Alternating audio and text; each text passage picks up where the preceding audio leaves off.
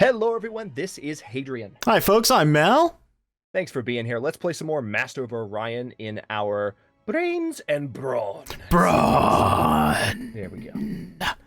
Until I see more requests in the comments, we're not singing it. I'm just saying. Until I see it. We're actually going to avoid that as long as humanly possible. Hey! What's up, buddy? Hey! Hi, friend. Hello! We really can't do anything other than give star charts, but that's something. Okay, that's a start. Here, let me do that real quick. Negotiation, share charts. Eh. Hey, that's new. What? You can do an annual tribute. Ooh. Interesting. I like it.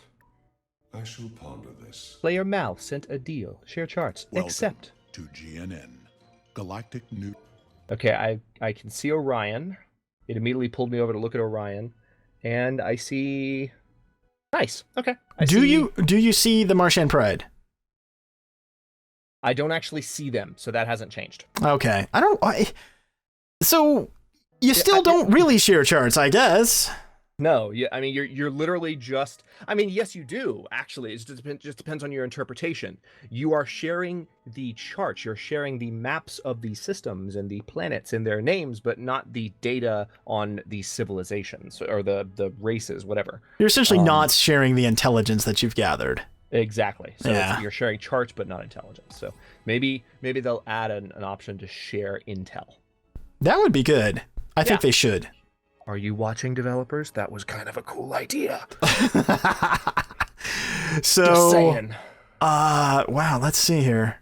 And actually, you know, I should say, I joke, but I actually appreciate it because I know for a fact, and I know you do too, that the devs do check out our series from time to time. So we appreciate you guys if you do happen to hear that and watch. Indeed. Oh, and rally points. I'll just random thing. Rally points. Okay. Now we're laying it on too thick. Random rally points, and I want a pony, and I want and ship veterancy. Yeah. Well, that's a given, right? just call me Mal ship veterancy salty. Yeah, exactly. Did you? No one questions that. Did you see the space eel news? I did. I saw that. Okay, good. Goody. All right, so the Alkari are scouting me out pretty damn well right now, which I'm honestly not thrilled about. All right, so human system here. They might kill my scout if they decide to be jerks. But again, the humans are not typically the kind to be like, "How dare you send a scout to my planet?" Yeah, they don't generally typically do that. No. Now that I've said that, they're gonna kill me. So interesting that you can get colony this was a relatively new tech, as far as the beta went, or early access, whatever you want to call it. But a pretty early game tech that folks might want to get, because it's important for growth, is deep space exploration, which gives you access to the civil transport, which allows you to move population around from colony to colony. But also right here, you get colony base, and that's just so you don't get confused. That's not the colony base from like Master of Orion II, where you can colonize within a system. This just adds +1 food to your colony ships, so when you get somewhere, you don't have this deal where you're waiting around. You can actually possibly do something. Yeah. So basically, it gives your colony an initial level of growth that it wouldn't have had otherwise. Here's what I'm going to do, by the way, in terms of research. I'm going to go ahead and grab engineering. I'm going to grab engineering. I'm going to grab engineering, and then I'm going to get Xeno relations. That's what I'll go for next, so we can do treaties. Sounds like a plan, buddy. Let's see. And I'm colonizing this crap world right now for strategic purposes. And it's called Juka. How appropriate. Oh, yeah. Juka Junk Prime. All right, so I'm going to queue up a hydroponic farm to follow this research lab that's going to be done on my first colony in a bit. And it looks like my colony ship is 4 turns away. It's in jump to the Shen system, so I can forward settle the humans. And it does not appear that they have colonized either of the neighboring systems, so I can safely forward colonize without worrying about the humans being upset with me, because I will have gotten there first. Galactic News. Which is good. It makes me happy. All right, so I'm starting the militarization of that system. I hope that things work out. That the Martians don't get all upset right away. Don't get all uppity. Well, it's a system away from them, so it just depends on how aggressive they tuned the AI for them or not. Now, are you going to take that? You had mentioned it, I think. Are you going to take Simac 2, that Terran rich medium? Hell yes. Hell okay, yes. okay. So then I'm going to take the, whatever it is, Nirib Prime, which is the small Terran abundant below it. Okay. Unless you're going to take that too. That's a good place. That's a good system to hold either way. Strategically. Did you say Nirb Prime? Yeah, Nirby Prime. Yes, take it by all means. That'll be a good junction for us, as long as you don't mind my kind of having claim on the stuff that's east of that. Yeah, no. The only reason I was going to take it at all is just so I've got something near you. Yeah. You will have a front line, presumably, against the Alkari then. So Q just offered share charts. Huh. Interesting. Okay, yeah, we're fine with that. You otherwise known as the humans. Hey, I've just met the Mershon Pride. You've already met them, but... Now, I don't remember the voice actress's name here. This is what I'm less familiar with, so maybe commenters can talk about it. And her name's Cat. Her name's Cat Cressida. Cat Cressida. And what is she known from? I'm trying to remember. She's done a lot. She's actually done a lot of voiceover work for games. Okay. So Space Eel is attacking my scout. I knew that was going to happen. I had that extra scout, so I just risked exploring the system where the Space Eel was, and the Space Eel immediately jumped to me. Pollution at Mentor Prime has reached a critical level just in time. Next turn, I should be able to buy the Space Factory, and then I'm going to start a pollution cleanup, so I'm not going to be able to produce anything for a bit. Man, that is a really good system. Like, long-term potential, this, whatever it is. Shisho or whatever. Shisho. Yeah. With the 3 planets that all have good biomes. That's pretty good. Actually, I'm not going to be able to buy that next because I don't have really good income. This is my credit. This is my crux for having the credit penalty as my custom race here. I'm in a bit of a pickle because I'm at 86 pollution, gaining 4 every turn on Mentor Prime. So that gives me what? About 4 turns? Yeah, about 4 turns until I hit 100% and lose a biome level. And then I'm going to need how much money to do this? Yeah, there's no way that's happening. I'm going to have to wait on my Space Factory for a second and at least spend a few turns doing pollution cleanup, because that's going to give -12. So, okay. Colony ship. Which is the lucky colony? I think I'm going to go ahead and colonize that one you were asking about. Simac 2. Yep. 2 seconds. There. Yep.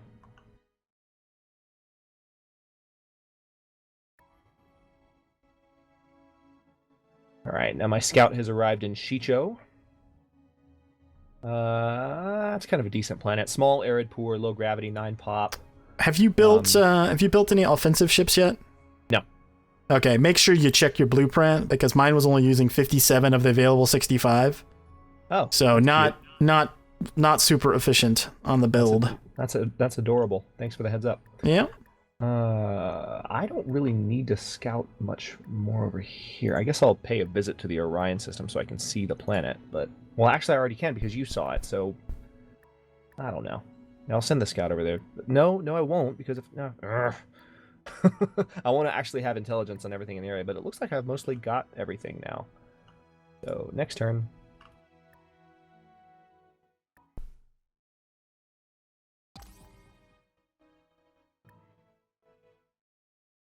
Okay, I'm going to jump back to my Space Factory now on Mentor, because pollution is much better.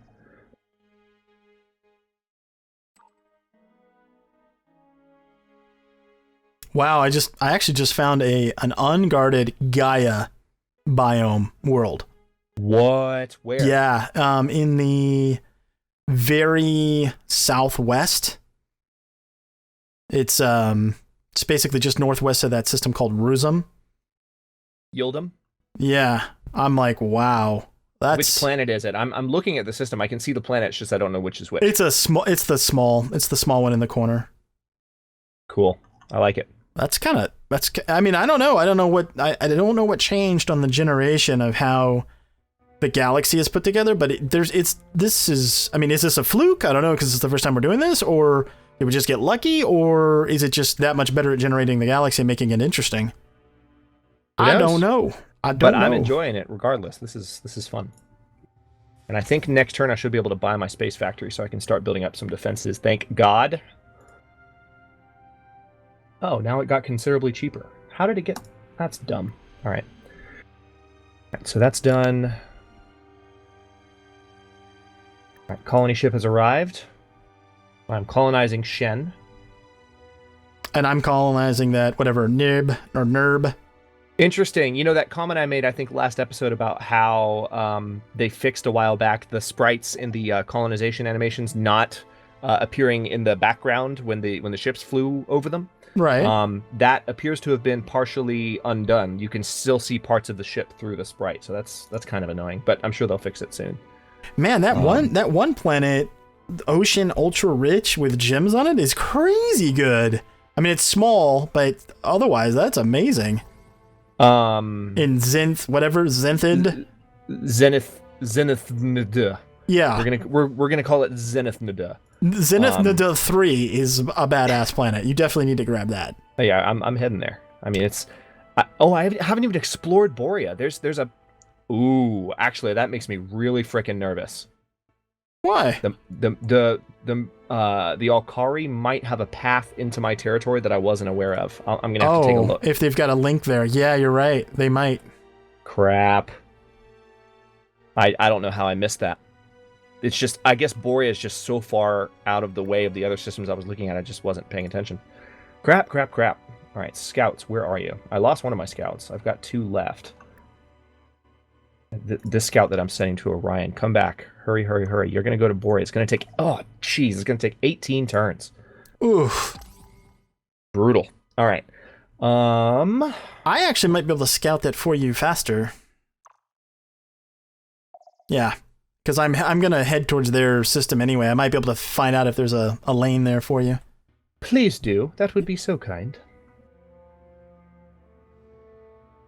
And you do know there's a wormhole behind you. I do. I'm actually sending a scout to it right now. Okay. And if you guys are not familiar with that, you can enter the wormhole here, and then we're going to come out down here at the other end of the map, instantaneous travel. Which is both good and bad, depending on how you look at it. It can create issues in trying to defend your empire against enemies that have ready access to a wormhole in, like, your backyard. For me, this isn't too bad, because I've got sort of these systems that can cut it off in terms of access, so not too bad. Yep. I just went with one of my favorite choices from the first. I think I pretty much always choose this, even though the game doesn't always recommend it. When I get to the second column of research, I'm going for... Advanced Fusion, because it's going to give me access to the fusion drive and give me the ability to have faster ships, especially since I have a number of worlds I need to colonize. Any future ships will get to systems faster and take fewer turns to get where they need to go, whether it's a defensive force or a colonizing force or anything else for that matter. And didn't they change it to where, like, scouts and space factories automatically get the drive upgrades as soon as they go through? Am I thinking correctly, or am I making that ships up? Classified as civilian, so things like Scout and transport, civil transports, I think automatically get the drive upgrades. Glorious. Well, I just shared charts with the Martian Pride. It's kind of interesting that it seems like they made some changes to the early game diplomacy. Because right now, I'm relaxed with the humans and with the Martians. I just met the Sakra and also have relaxed status with them. That's good. It's interesting. Interesting change. Yeah, especially when you consider we're playing on Extreme, because for those of you who might not have seen our previous stuff or played Master of Orion before, one thing about the Extreme difficulty, and not only was this true in practice, but the devs were just really laying down thick, like, not only to us, but just to the community in general, like, this is extremely challenging. They're really going to push you. So it seems like, because the AI has gotten so much more complex, they've maybe dialed back, which we welcome, I think. They've dialed back just the sheer brutal... Well, it wasn't so much, for me, it wasn't so much that they were aggressive. I was okay with that. What I wasn't okay with was the fact that you could have a long-standing relationship from the early game with another empire, one that also too historically is not that aggressive, and then they would just turn around and come try to eat your face off. I'm like, what? It doesn't make any sense. Yeah, just senseless aggression. All right, so I'm going for Xeno Relations. I'm assuming you've got what, 6 or 7 turns left on Advanced Fusion? Actually, no, 14. 14, really? Yes. Okay. Probably because I only have one person on research. Right now on Mentor. I see. Okay. But I'm 8 turns away from another pop. And remember, I've been cranking out colony ships, which is why I might be kind of surprising you with where my research is. But I will catch up once I have some established colonies. Okay, I'm gonna go ahead and get Xeno Relations next, so that I'll have it ready to go. Yeah. Also keep in mind we're playing on very slow research speed. Oh yeah, we sure are. Let's see. Let's grab. This is GNN. Oh, the humans are attacking my. Oh, I didn't realize I had a frigate in their system. My bad. Well, that was kind of cool. I just had a major breakthrough in research, so I just got Xeno Diplomacy for free. Nice. All right, Did they kill your frigate? Yeah, they killed my frigate. Bastards! How dare they defend their system? I think at some point, because I had my frigate and my scout separated, and I think at some point, the way the game does, it merged my fleets, and I didn't see it, and I was just sending the fleets happily around. I thought I had one less fleet than I should have. I should have caught that, but haven't played Master of Orion in a while, so c'est la vie. Or in this case, c'est la guerre. That's war. I learned that from a Tom and no. I learned that from a Tom and Jerry cartoon when I was like maybe 10. You shouldn't have admitted that. You should have just come off as being kind of fancy. Nah. I do that too much as it is. Let's see. All right, I'm building a spy center. That was a nice deal there, getting that for free. Yep. So see, random events helped in this case, but I will warn you, a lot of times, I mean, and Hadrian and I have run into this together, he had it, what was it? You had like a supernova, it was going to go supernova on you, and you just barely cut it off, if I remember correct. Oh yeah, it was crazy. I am actually on Mentor Prime. I've got pollution cleanup, and I could get greedy, and I could just keep this thing running until I had 0 pollution, but I'm going to actually save a few turns and not run pollution all the way down, but I need to keep buildings coming. I need to build my research lab, which is only going to take 2 turns at this point, but I need that additional research, as you very aptly pointed out. Given my research bonuses, I'm not quite where I should be as the Psilon, so we need to make sure I catch up. In terms of early game tech, I know a lot of people like to go for electronics to get deep scanners, so when they go into a system, it reveals all the planets. Yeah. And again, I'm going to reiterate that I think that tech is good, and it's too far down the tree to be of any real value. Because I between the two of us, but even just, your scouting around aside, if I was just going based on what I've scouted plus deals I've made with other empires, I already have pretty much the entire, side of the galaxy scouted with my initial scouts. I didn't build any extras. I don't think that tech's worthwhile. And I know a lot of people will use that tech in the early game. To me, it's a waste of research because the only other thing with it is electronic computer, and no one's using beam weapons at this stage of the game. You're using nuclear missiles, so it becomes a worthless tier. Yes. I'm just saying. Soapbox. Right. Oh, put away. It's okay. We're going to have our soapbox moments from time to time. I just think they need it. That needs to either be a tech that it just needs to be integrated somewhere in the first tier, the very first tier of tech. I agree.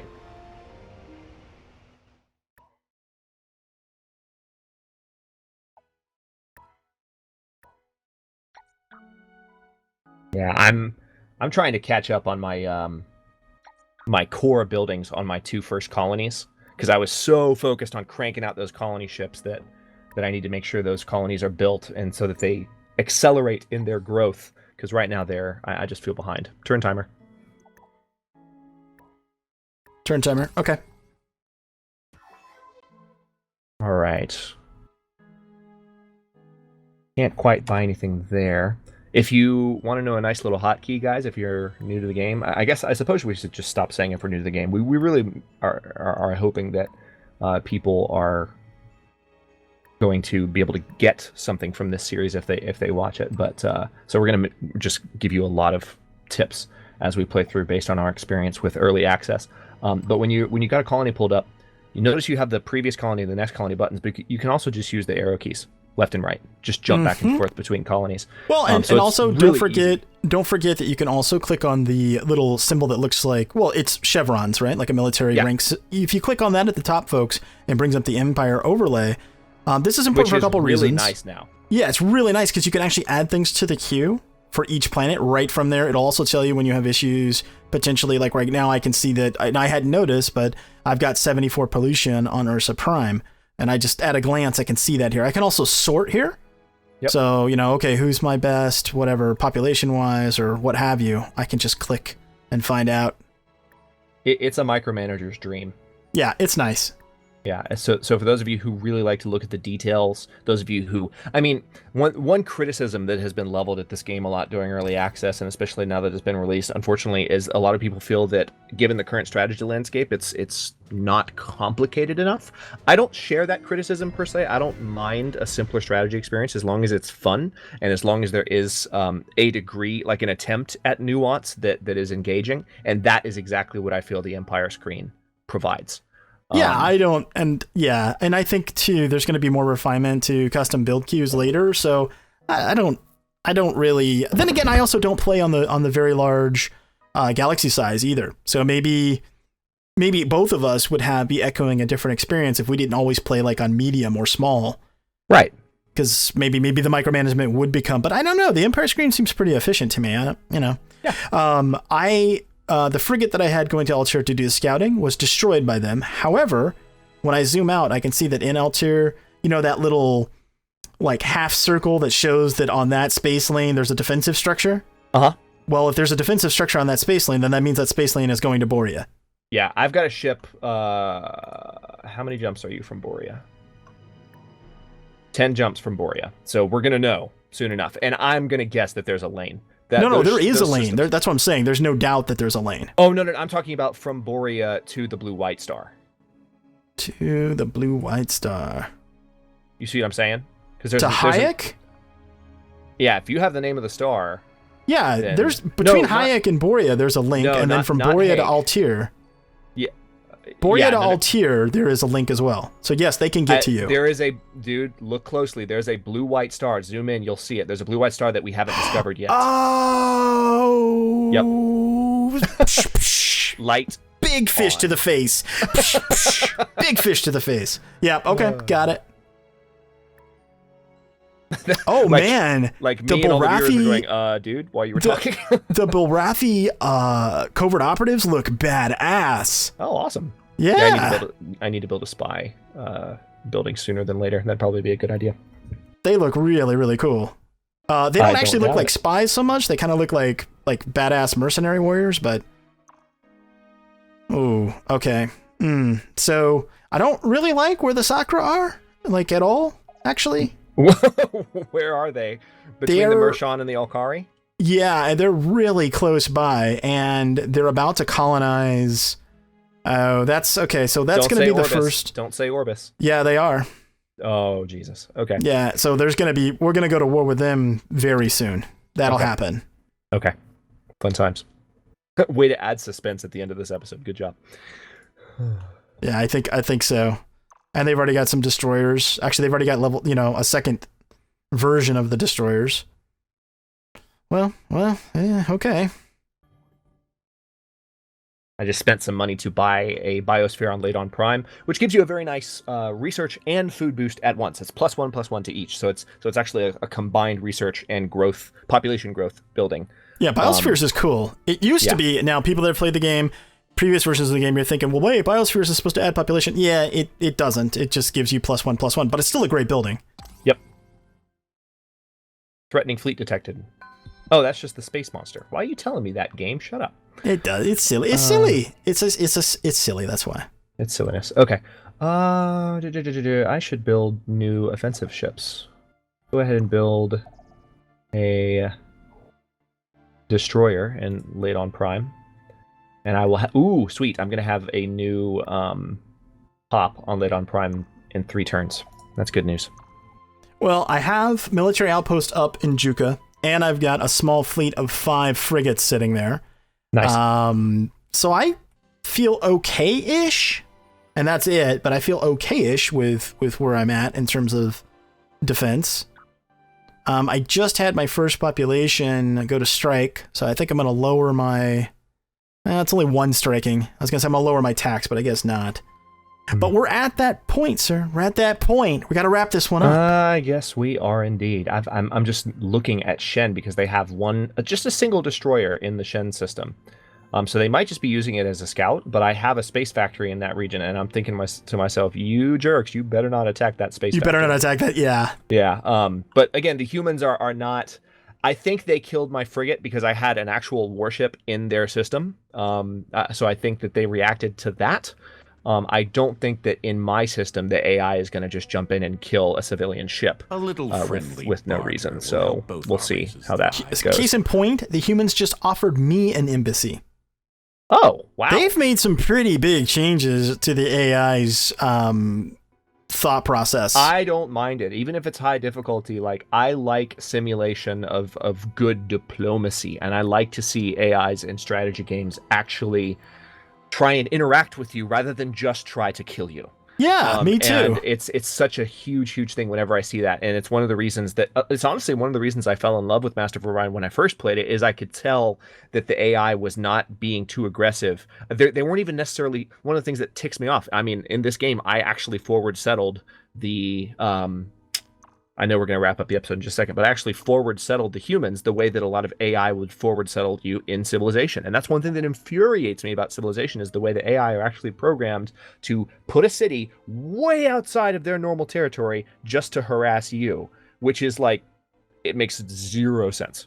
But yeah, because unless from a gameplay challenge point of view. Well, and unless that particular empire, be it in that game or this one, has that as sort of their historical characteristic, right? Like, I am aggressive, I'm gonna get in your face. But if that's not historically who they are, like, you wouldn't expect like the humans to do that. You would expect, say, the Meklar to do that. Because they don't really care about how you feel because they don't have any feelings, and all your bases belong to them, so they're gonna go get it. Right? Yes, exactly. All your base belong to Meklar. So anyway, we've been rambling for like 2 minutes after we said we're going to end the episode, but we will go ahead and cut this one here. We'll jump back in and play some more Master of Orion tomorrow if you're watching this live. Or if you're watching this in the backlog, then you can just, watch the next one right now. And all the people who are watching it live are shaking their fist at you because they're jealous. So again, thanks very much for watching, folks. If you enjoyed, don't forget Mal and I both have a series going so you can see the campaign from whichever side you're more interested in, or you can watch both. Don't forget to like the videos, subscribe to follow along if you're not already. We're uploading new episodes in Brains and Brawn on both channels every day at 9 a.m. Eastern Daylight Time, which is GMT -4 for those of you not in the States, and comments are always welcome. Let us know what you think. Thanks so much for watching, folks. He's Hadrian, I'm Mal, and we'll see you later.